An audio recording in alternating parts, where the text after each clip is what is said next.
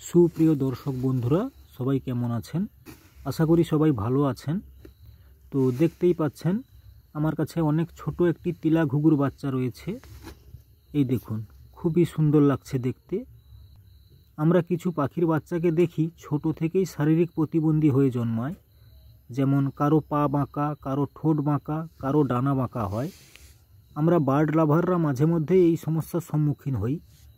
আজ এই ভিডিওতে দেখাবো এই প্রবলেমগুলো সলভ কিভাবে করবেন। তার আগে এই ছোট ঘুঘুর বাচ্চাটিকে একটু গরম তাপ দিয়ে নেব।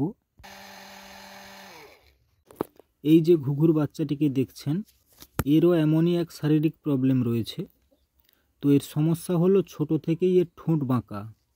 দেখতেই পাচ্ছেন ঠোঁট দুটি কতখানি বাঁকা।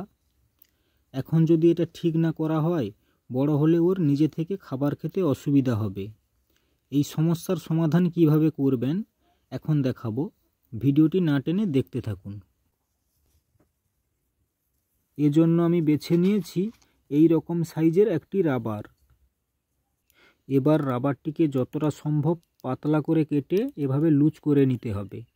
রাবার বেশি হার্ড হলে পাখি ব্যথা পাবে। তারপর সাবধানে এভাবে ঠোঁটে পরিয়ে দিতে হবে।